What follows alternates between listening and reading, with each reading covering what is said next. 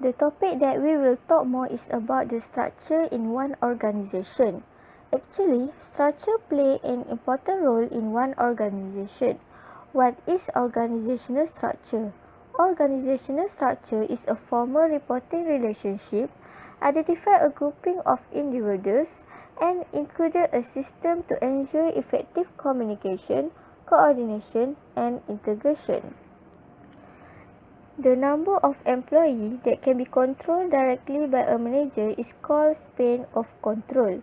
Span of control depends on such factors like the type of work, the complexity of the work, and the variability of the work task. This is the example of narrow span of control. Each employee holding a position of authority is responsible for at least 2 others, while the wide span of control is each employee holding a position for at least 5 others. Administrative theorists conclude many decades ago that the most effective organizations have a narrow span of control. Is it possible? Yes, narrow span of control is more preferable in an organization due to several factors.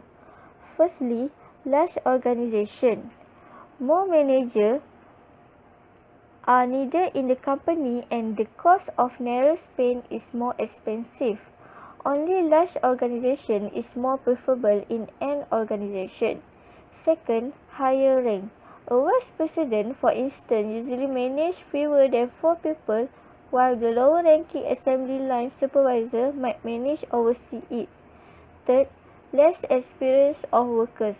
Workers with less experience need more attention from the manager and it requires more time to teach them on how to do things. Lastly, complex tasks or dynamic workplace. Managers are able to control and provide more individualized attention to the worker when more complex tasks are required from the workers. That is the reason why a narrow span of control is more preferable. The school existing structure is appropriate for this environment. Each of the school will have one dean as the highest position in the top management.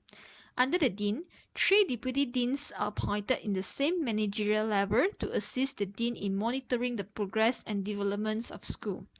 Deans is a position which requires someone with well-qualified and experienced individual at this position usually is expected to do more than the subordinate. Dean is overloaded with several tasks at the same time, such as doing research, giving lecture, and attending top management meeting. Therefore, span of control of the dean towards the subordinate, especially deputy dean and the students, will be greatly decreased due to the dean cannot supervise too many students and ongoing projects at a time.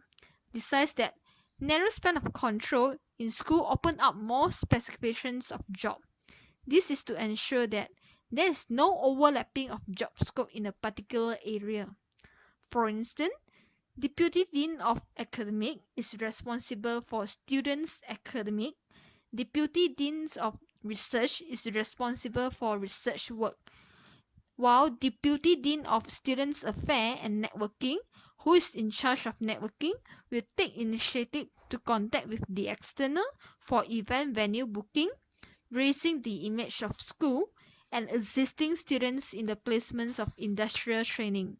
So, Deputy Dean of Students' Affairs and Networking must possess a good communication skill because he represents the school or the dean to interact and negotiate with the external.